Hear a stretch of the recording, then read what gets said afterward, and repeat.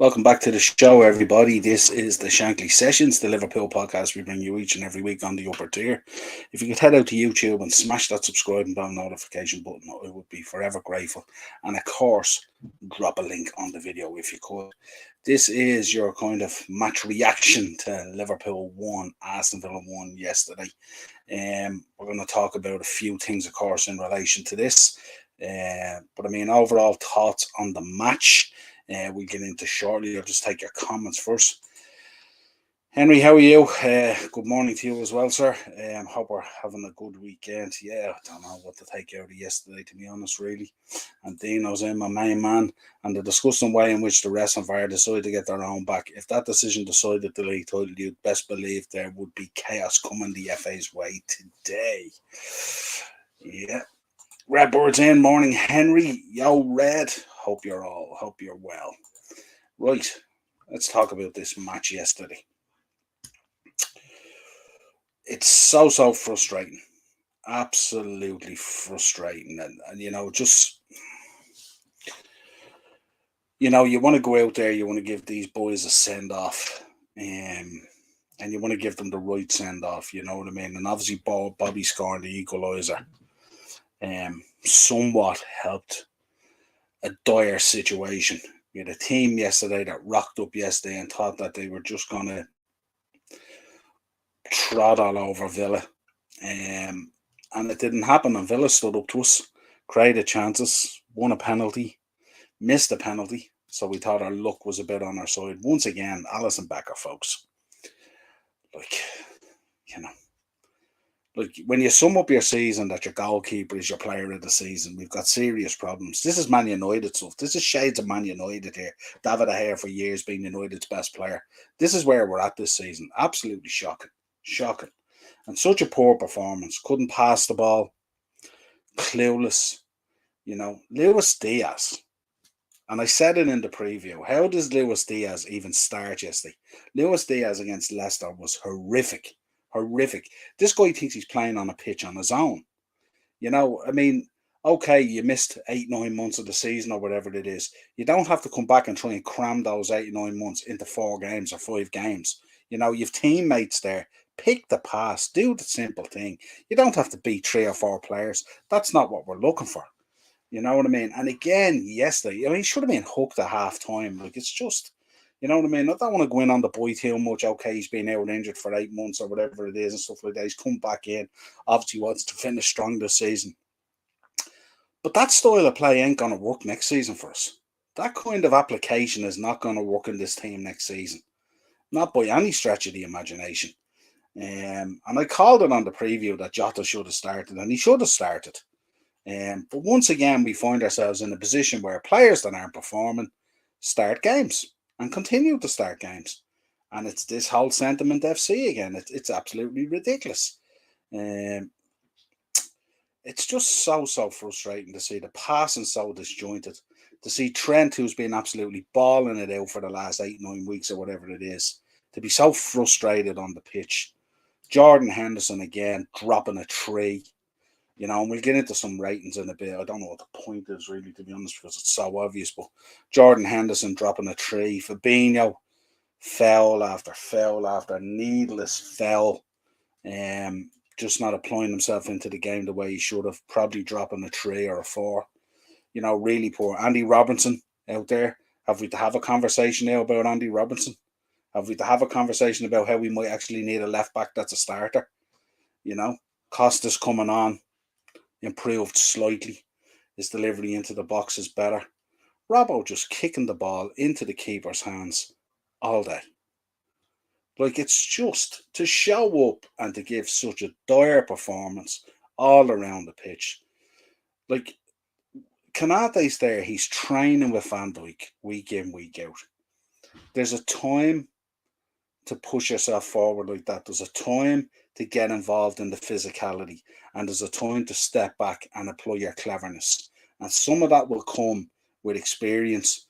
But when you're training week in, week out with Virgil van Dijk, you can see what Virgil van Dijk does. There's a time when he steps in and gets physical, and there's a time when he backs off and gets clever. And it has to be so much better. Henry, I'm fuming about yesterday's game. Absolutely. I mean, what sort of send off was that for Bobby Firmino and James Milner and the other two? And we're going to get into talking about these send offs as well when we talk about sentiment and stuff like that. I've plenty to say on these send offs. I don't know. Jesus. Talk to me. Oh, I know. I watched match replay earlier. Boy, I wish I would have just watched the last 10 minutes. The first 90, mind, we were poor. Please for Bobby getting his goal. Thanks, Bobby. Yeah, absolutely. 100%. Glad you've gone in on the lads for yesterday's performance, Niall. I've been at it all season and had Liverpool fans questioning my nature as a fan. Really pissed off and genuinely worried going forward. Yeah, absolutely. I mean, look, we said already, Dino, and we know that run of wins and that run of unbeaten games that we were on there was also shadowed by a little bit of luck and stuff that we got to win with. I don't know what's in my eye here at the moment. Hang on a second.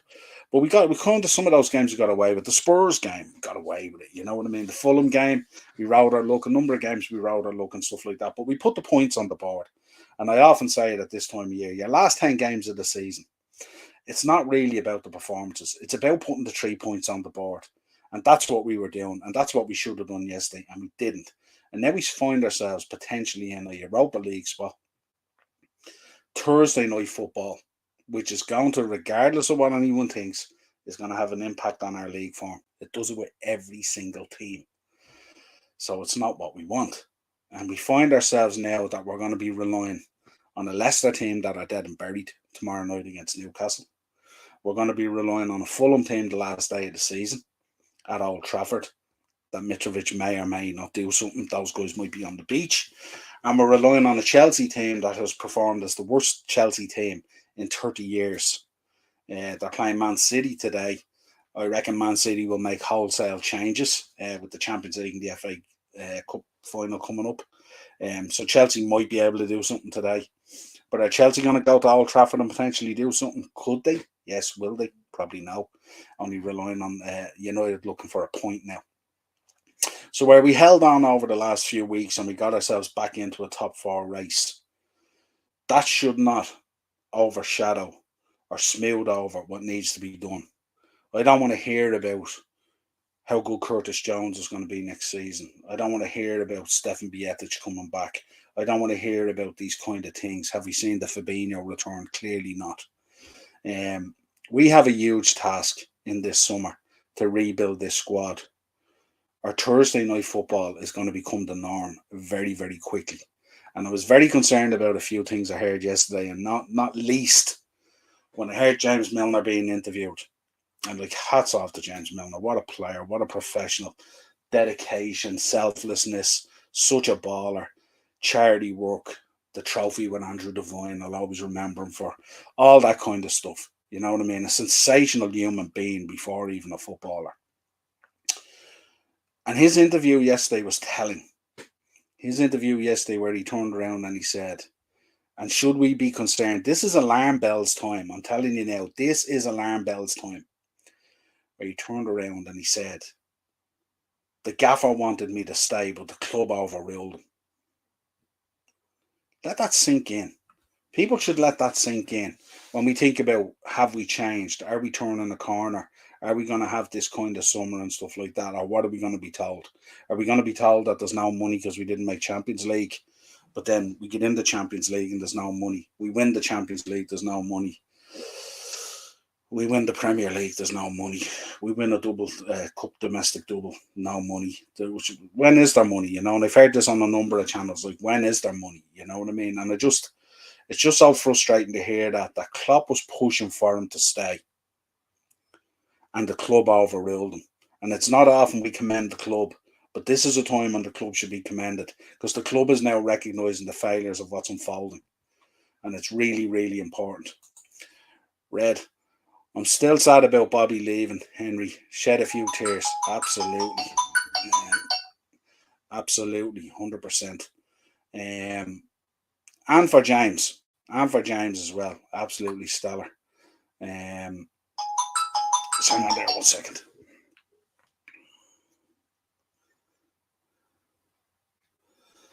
Bloody phone going ballistic here.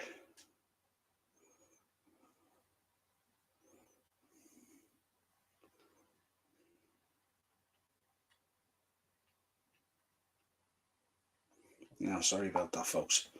But yeah, should we be alarmed about that? Should we be alarmed about that conversation right there? That if you think about the season that we've had and you think about the work that we didn't do that we should have done in last summer and in January, and we're pushing for James Milner to stay at the club, and the club is overruling Klopp. Very, very concerning. I can't put words into my mouth. Yeah. You want to drop a link at halftime? Yeah, I'll drop a link now in 1 second. Just give me 2 seconds here. Villa player should have been sent off, in my opinion. Yeah, I suppose, when we go back and we look, I mean, we had the Jota tackle there a few matches back and stuff like that as well. And at the time we said it wasn't a red, but we wouldn't have been surprised if it had been a red, and it could have been a red. And yesterday, I think, was the same situation. But it's really, really concerning, isn't it, when you think about it? With 2 games to go, with a chance of putting the pressure on for top 4. And this is where we find ourselves. We know what's going on. We know the issues that are there. We know the relationship that's fractured there between Klopp and the PGMOL and all that kind of stuff and all. And that should never be the case when you're refereeing on the pitch. But look, we ain't going to get decisions at times going to go for us. And we just have to live with that, and we have to get on with it. You know what I mean? But just at a time like this is not where we should be at. We should have went out in a professional way yesterday, done the business, got about these guys, did what had to be done, put distance between ourselves and Aston Villa, so then Bobby and Millie coming on would have the right send-off. Really, really important. So I don't know. Reds in. We don't deserve top 4. It is what it is. Yeah, and I accept that, and I agree with that. Except sometimes what happens is, whether you deserve it or not is not really the issue. It's the impact of not having it potentially going forward. And I know earlier I said, look, if you're in the Champions League, we don't have money. If we win the Champions League, we don't have money. If we're out of the Champions League, we don't have money. But I just think in terms of, and people can say what they want about this, but if you're a player out there, if you're an Alexis McAllister at the moment and you're out there and you're weighing up your opportunities at the moment, the money will sort itself out. I say it all the time, because if you're being sought after by top 5, 6, 7 clubs in the world, they all have money. They're all going to spend money. But the issue is, what else is on offer? What's the plan? We heard this with Mo Salah when he was negotiating his contract. What was FSG's plan for the next 5 years? This would have been potentially his final contract. How was it going to pan out and all that kind of stuff? And I think that's really important, even for those younger players, to see that as well. Because there's no guarantee next year of top 4 for us. Absolutely no guarantee. You can see that United are going to strengthen again. Newcastle are going to improve and bring in better players. Chelsea will fix up. There's no doubt about it. Poch will come in. Certain things will fix up. They will be much better. Spurs are going to have to do something and be better. And then you've got the emergence of the likes of Brighton and Villa and stuff like that, who have money and will have money to spend and are bringing in players already. I mean, you can see look at the way Brighton is run in terms of their way of scouting and bringing in players, but not only that, but replacing them. Like they're already have brought in and signed players to replace McAllister or Caicedo or whatever it is, so that they're on it. You know what I mean? Whereas we've become quite reactionary in our way. Like 2 weeks before the window shut, we didn't need a midfielder. Then all of a sudden, the calamity of needing a midfielder. Then we bring in this absolute waster. You know what I mean? Like it's so frustrating. Millie deserves his flowers. Absolutely deserves his flowers. He's been absolutely sensational. I'll get you a link. Anyone who wants to come on can jump on, say what they want to say. It's not a problem. There we go. There's the link, guys, gone into the chat there. If anyone wants to come on, they're more than welcome to come on, say their piece. But yeah, really, really frustrating yesterday. Frustrating day. Poor performances, more or less all around. I mean, Bobby came on and got the goal. Of course, in the ratings, Bobby, look, we're not even probably going to go through the ratings. There was a number of trees in there. Henderson, terrible. Fabinho, terrible. Number of players, just terrible. Uh, Lalu didn't shed tears when my hero Stevie G left, but I couldn't stop tears seeing Bobby cry. Absolute legend of our club and one guy the whole Premier League can't hate. All the best, Bobby, and thank you. Absolutely spot on there, Lalu.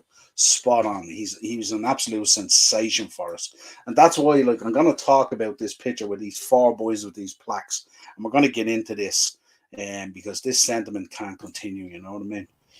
Henry, how are you, my friend? Hi, Niall. Lovely to see you. Too on this lovely Sunday sunny morning. Oh, Um, yes, it's a glorious day here. Sun is shining. And it was sunshine at Anfield too. But oh boy, what a game. Uh, I couldn't actually watch the game because it wasn't televised. I saw the highlights with Gary Lineker and Alan. Um, and they missed so much of the game.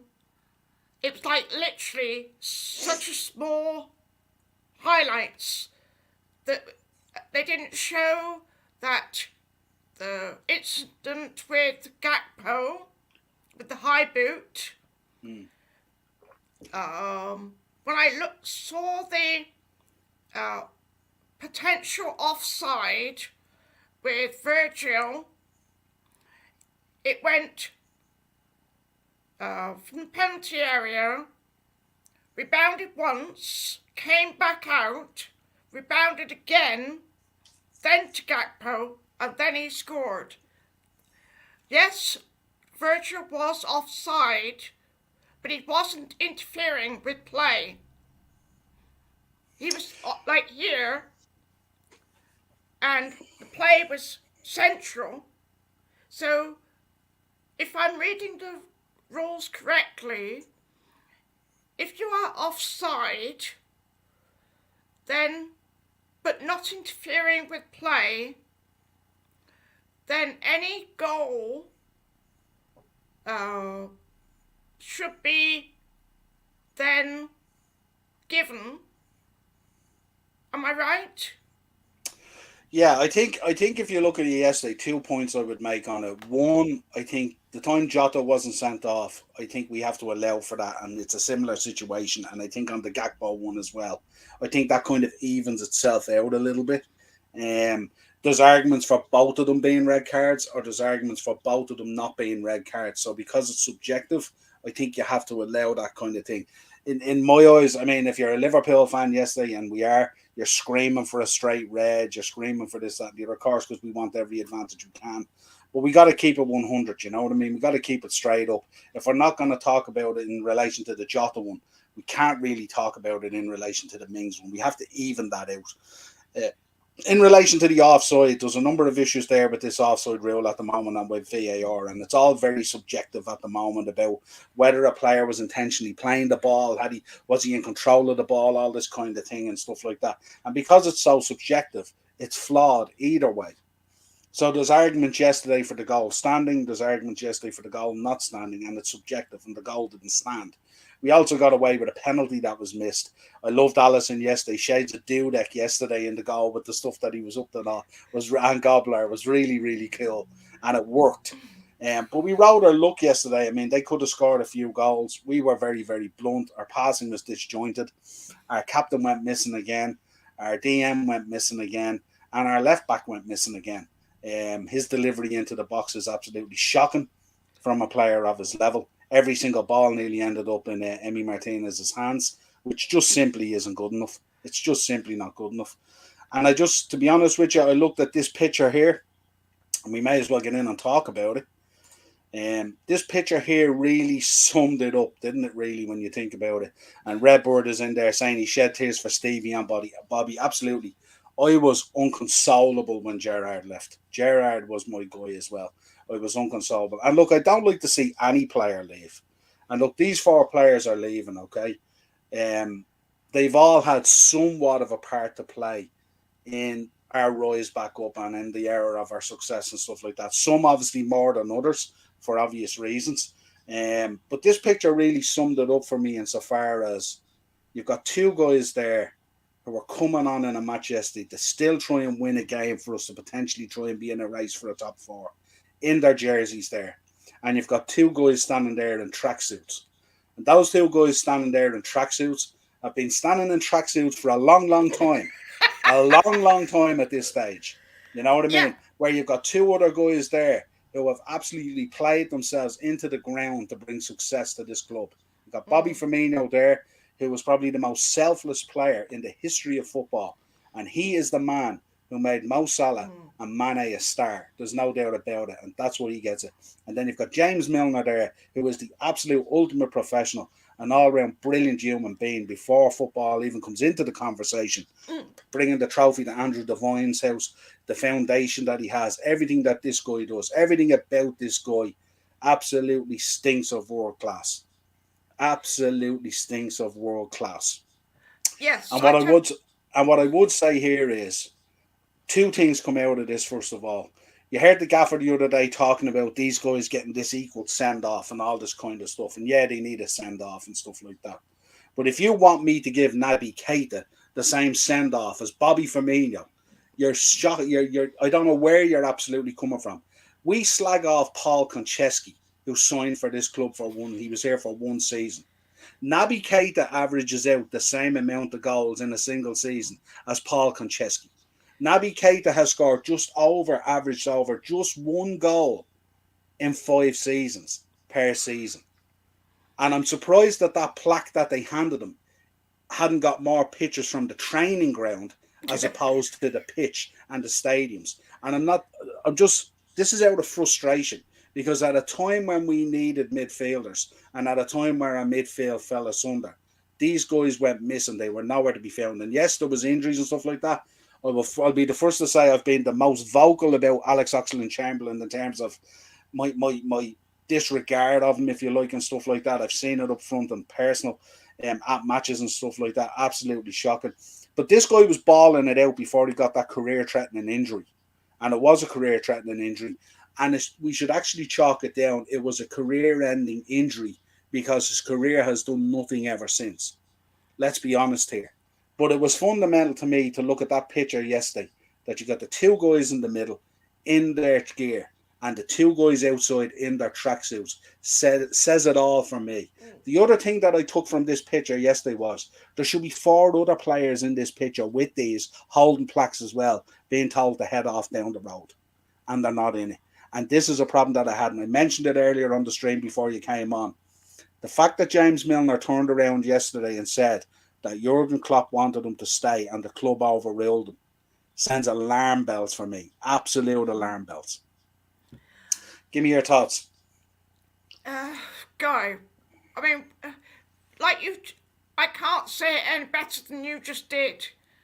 It's the epitome of FSG being so controlling of the club. Keita and Oxlade-Chamberlain should never have been bought in the first place. That was poor transfer business. And to have plaques given to them for their minority existence at LFC is shambolic. They don't deserve anything from us because they haven't given us anything to be proud of. But the two in the centre, Millie freaking Milner and Bobby Firmino, deserve everything from us because they have given their sweat, blood and tears for the club. Yes, Milner came from our rivals City. Bobby Firmino came from Hoffenheim. But they have been everywhere on the pitch. And with James Milner with the penalties, the Ribena ads and everything, Bobby, at a younger age, but still has given everything for the club, deserves everything, both of them. plaques, flowers, medals, you name it. They deserve it because they have given everything for the club. But Naby Keita and Oxlade Chamberlain don't deserve diddly squat, in my opinion. They should never have been bought. I don't know what Klopp actually saw in Naby Keita. He's been absolutely awful. Yeah, And we are paying him wages. Yeah, I looked at that deal, Henry. That deal back in 2018 was 48 million. 48 million. That's 5 years ago. 48 million. That's what we paid for him. Absolutely shocking. Ox is a different one because I think Ox was playing really, really well and came in and played really, really well. So it's a kind of a different kind of thing. He just got a horrific injury, but he was playing really, really well and a big part of the team prior to getting injured. So that's why I don't have as less from him. Now look, of course we wish them all well. They were Liverpool players. At times they came in and played, at times when we needed them, and they got involved. And they walk away with a nice little haul of medals and trophies and memories as well from Liverpool as well. So we wish them well. But I just thought this picture was poignant in terms of the two boys in the middle in their jerseys playing right till the death, trying to make things happen, and the two boys standing in the tracksuits just said it all, you know. It was just an interesting slant on it and stuff like that. But I think there's a number of more issues there. Red is in Niall. They're saying on Ensman's channel, McAllister's a done deal. Have you seen anything on social media? The only thing I've seen, Red, is that I believe the deal on the personal terms and everything is really, really close, and that Liverpool want it wrapped up pretty quick because they don't want anyone else coming into the equation to whip them away. But I don't know. I wonder, there was talk the other day as well that potentially he wants to go to a Champions League club. Now, would he come to Liverpool for a season with what's planned and stuff like that? Potentially they could convince him. So let's see what happens. Hopefully we do sign him because he's badly needed. Badly needed. And we need to get our business done early this season. I said on a number of podcasts, no point in us messing around in August and stuff like that. We need to get the players in.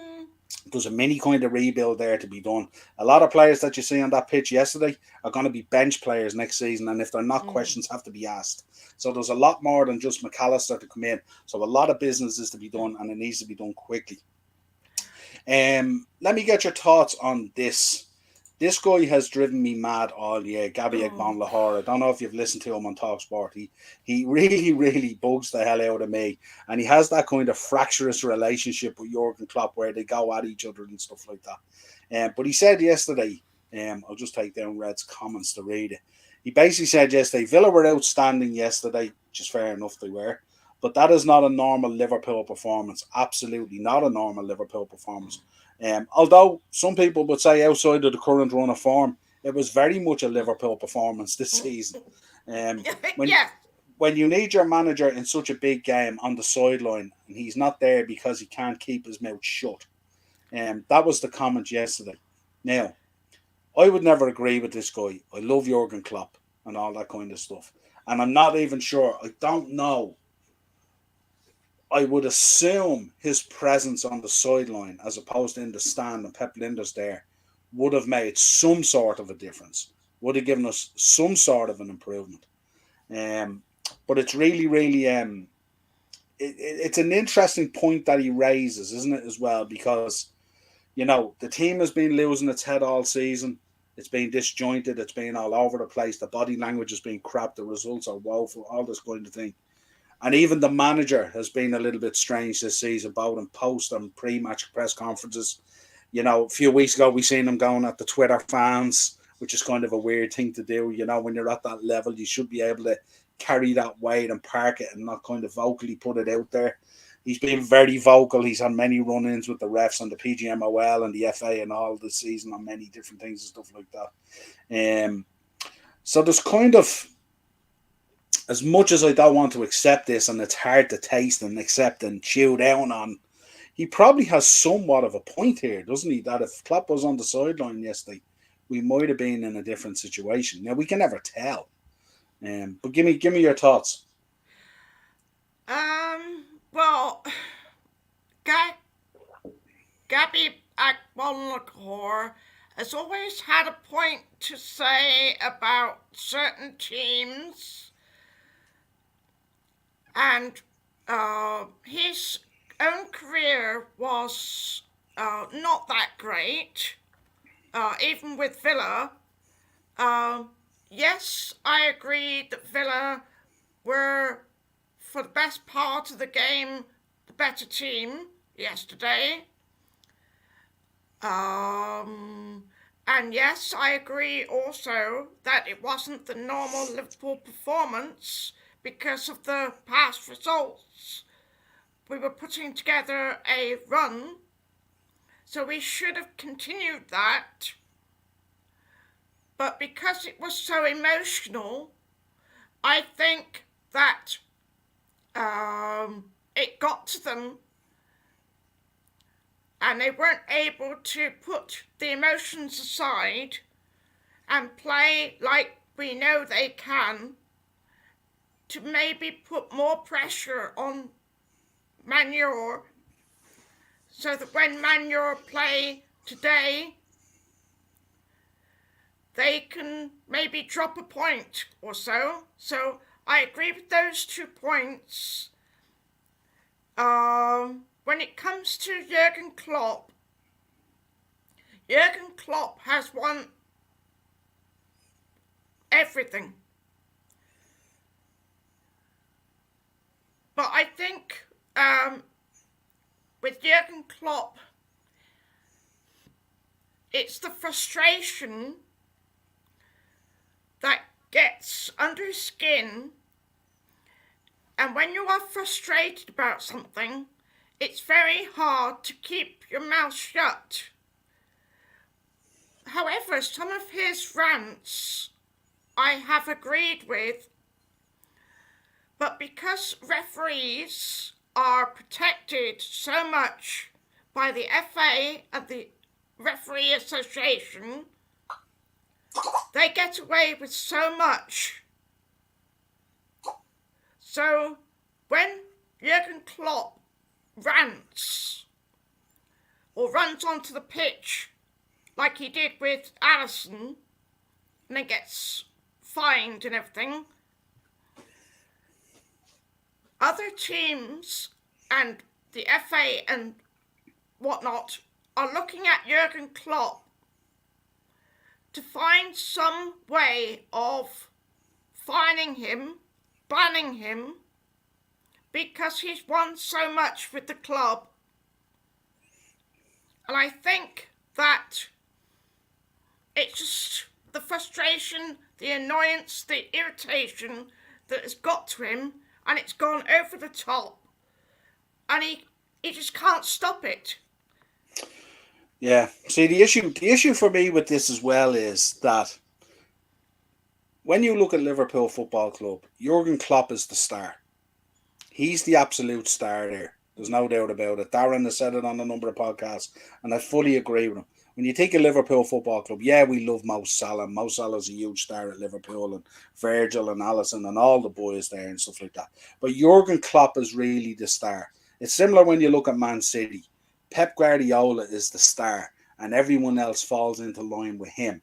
And the problem with this is you've got Jurgen Klopp this season, who's kind of been somewhat out of control, unusually out of control. Like, we understand that he wears his heart on his sleeve. He's very emotional. That's why we love him. He celebrates the wins. He holds the losses, all that kind of thing. But if you're a player there, they all look to him. He's the leader. He's the guy that they go to. He's the shield. He's the celebration. He's everything about Liverpool Football Club. And the problem is, if he's losing it and he's out of control, then it's a problem. You know what I mean? It's a real problem then, you know. So just the phone, yeah. So that's a real problem, you know. And for me, what happens is then that sort of sprinkles down through the team. And then we've seen this season a little bit of indiscipline. We've seen it with Trent until he was moved into midfield. His body language, everything about him was way off. We've seen it with Henderson this season, absolutely struggling, body language, looks a shadow of himself. Fabinho, so many players, even Virgil van Dijk. You could go through the whole team. The team has looked a shadow of itself. And I think some of this has filtered down from this situation. And I think that's something we need to get a handle on going into the new season. And that's why I raised concerns. Like he was pushing for Milner to stay and the club overruled him and the players going. And in this predicament, and it's not often I would agree with club over Klopp, but I think in this case, I think the club gets it right. And whether that sits well with him or not, I don't know. But it was an interesting one to look at.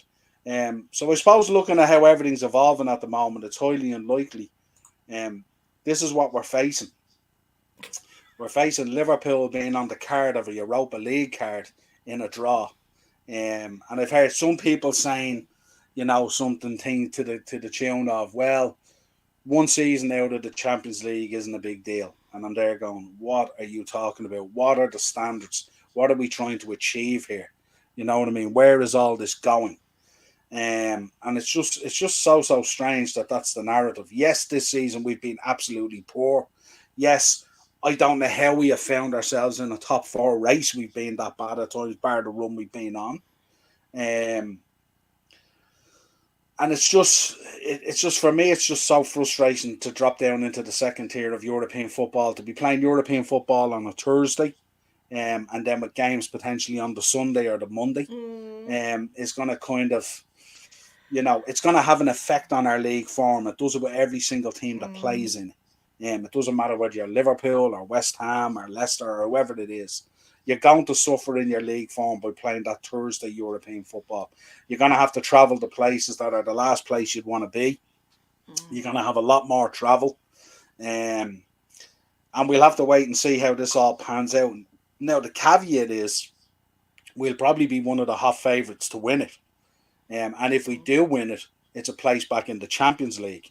Because I would be very concerned about us at the moment with what we're hearing coming out of the club about Milner and stuff like that. That we're going to do what needs to be done in the summer.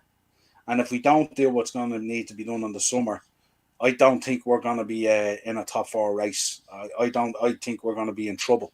And I'm really concerned about that. I see Chelsea coming back really strong once Poch goes in there. I think Spurs will have to bounce back really strong. I think Newcastle will continue to develop. I think United will continue to improve under Ten Hag. I think Man City are just levels above everyone else. And this is where I get my concerns. I seen an interview the other day with Pep Guardiola and Fernandinho when he was leaving, and they had a meeting in their office, and I thought it was a brilliant meeting. And where there was emotion about it and sadness and the journey they had gone on and stuff like that, both of them are at a level where they recognise it was time to break apart and move on, and that's just the way the cycle of football goes. And if we're going to compete with Man City, and this goes for all the top 5 or 6 teams, you're going to have to raise your game to a very different level. You're going to have to raise your game to 95 points in the league. You're going to have to bring in not only a fantastic starting 11, but you're going to have to bring in an unbelievable bench as well. And on top of that, you're also going to have to bring in, that kind of backup that doesn't drop off. You know what I mean? Where, if you're taking a player out of a certain situation, you can't be bringing on a kid. We can't be going out this summer buying for the future. We can't be going out this summer buying the next big thing coming out of the second division in France or the first division in France or whatever it is. We need to go out and spend money now. We need to bring in world-class quality players. We need to get them in for a real good pre-season and hit the ground running as part of this rebuild. Yeah. We don't have the time, ability, or appetite to be talking about this 16 or 17-year-old who's going to be the next Michael Owen or the next Robbie Fowler or the next whatever it is. You know what I mean? We can't do that anymore. There's no space for that in this circle anymore. Otherwise, you're drifting further and further and further away again from the likes of Man City. And the level that they're at the moment is incredible. Absolutely incredible. And look, they've won the league and they're champions of the league. And congrats to them. It's hard to take for us. It looks like they could potentially go on and do a treble. Who would deny them it if they did? The chances are they'll probably beat Inter Milan, although Inter Milan, I think, will make it much tougher than what people think. And I think they'll probably beat United in the final of the Cup. But who knows? They might be trying to protect the treble, and who knows? You might be able to get one of these off-day ultimate performances. But it's a different level. it's a different level that we're dealing with now. You're going out now and you're buying players, and unless you're spending 56 million, you're not in the market for a player.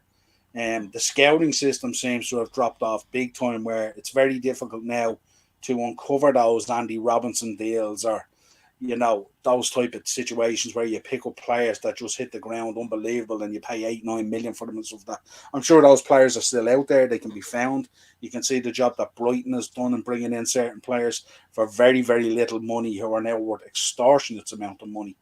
But we've a huge task on our hands next season. And it just, this second tier of European football just doesn't sit well with me at all. Not one bit. Yeah, I agree with you. It tears me to even think that we are in the Europa League. We deserve so much better, but when the draw finally comes around, I'll be doing a live watch along with to do with the draw and who we actually get, and then following us through the Europa League. But it's Europe is what we get, so I have to accept it, because we haven't really deserved it all season. So yes, Europa League is the best we can do. We should have done better throughout the season.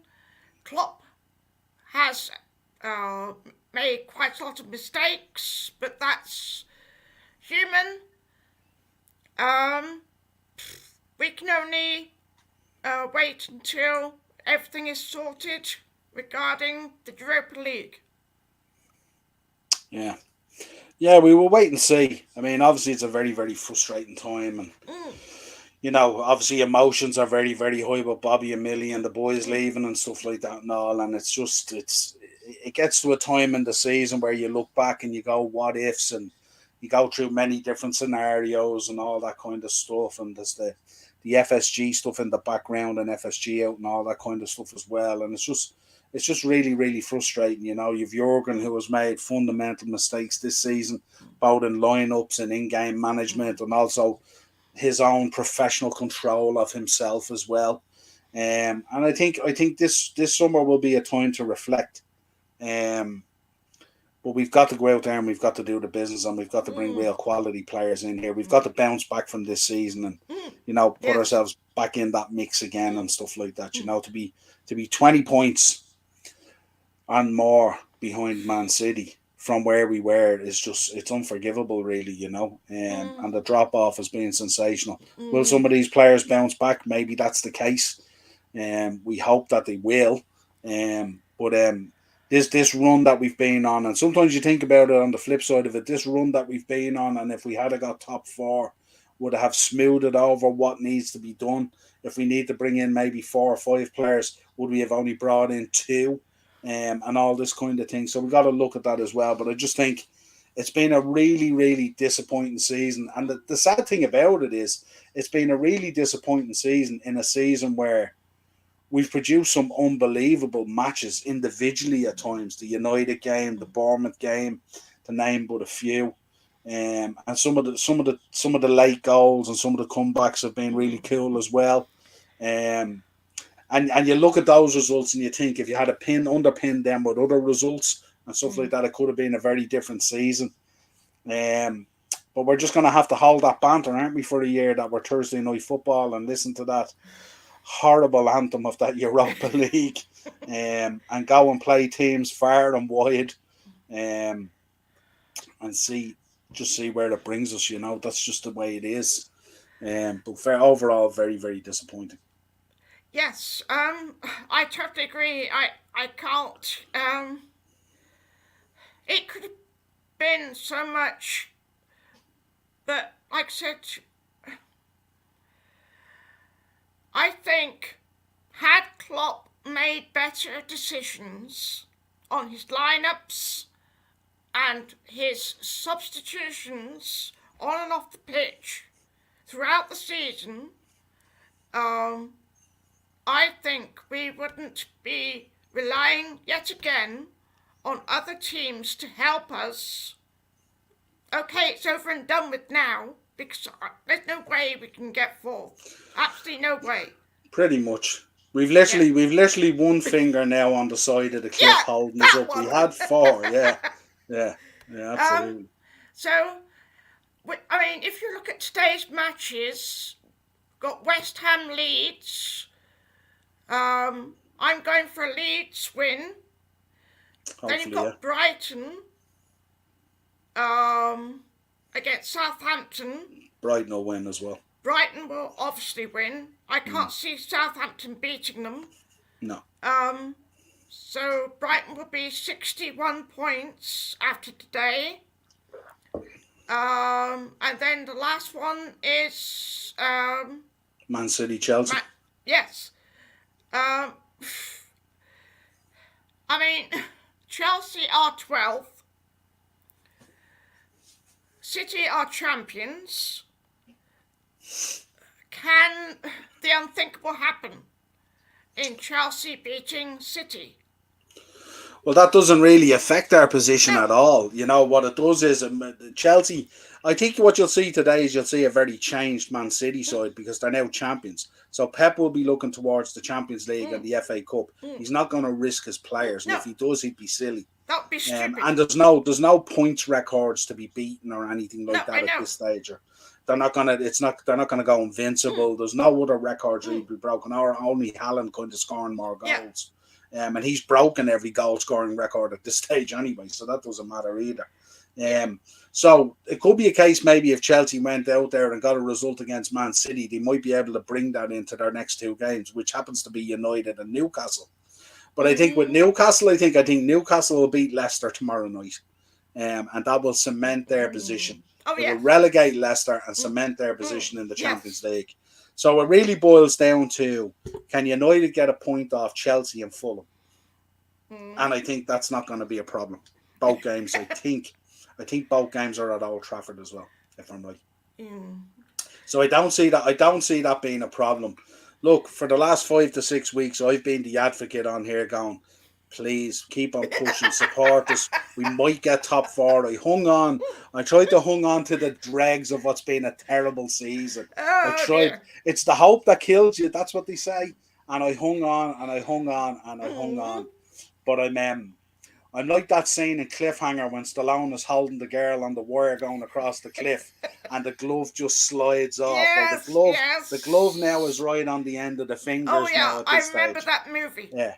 And the glove is on the end of the fingers now, and I'm staring down the barrel, going down into that ravine of the Europa League. And that's where I'm really at the moment. Look, I love this club. I'll never stop supporting this club. I love the players that play for this club, but there is levels. But there's a number of things that need fixing up quickly. Big season coming next season. And we've got a lot of work to do in the next 4 to 5 weeks to get ready for pre-season. And we've got to come back out. We've got to come back out strong next season and hit the ground running. Can't be no room anymore. If you're looking to hit 95 points to be in a title race, there's no room. There's just no room at all. That's minimum. That's where we have to get back to. Yes, I think 95 will be minimum amount of points come the end of next season to stand any chance of doing anything to City. But who knows? I mean... well, that's the risk. I mean, that's the risk, because the risk is if people don't start actually challenging this team, this Premier League very quickly is going to become the French League. Because who knows, City over the next 10 years could dominate this league. Absolutely dominate this league. And that doesn't... It's up to ourselves and United and Arsenal and Spurs and whoever else is in that mix to make something happen, and Newcastle to make something happen. I was hoping Arsenal might do it this year, but they didn't. They fell away, unfortunately.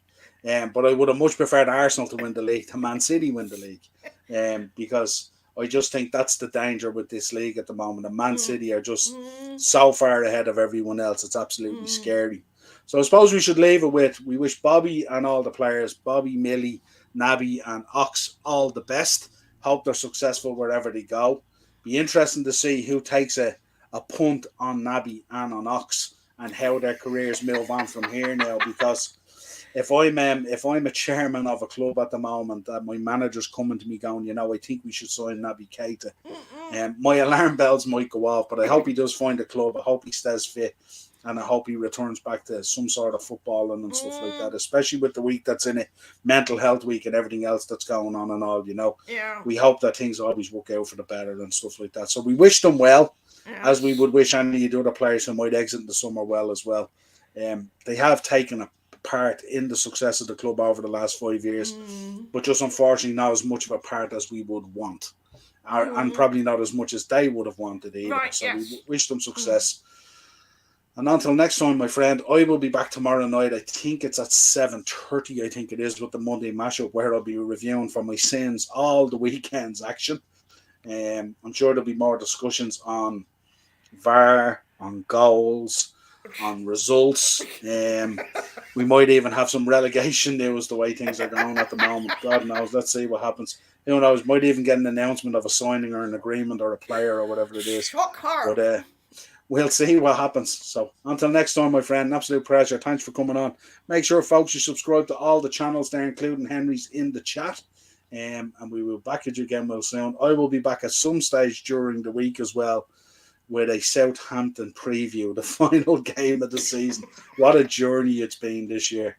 Yes. From the highs to the lows, to the lows, to the lows, to the Yes. lows, to the lows. Cheers, Henry. Talk to you real soon, my friend. Yeah. Bye-bye.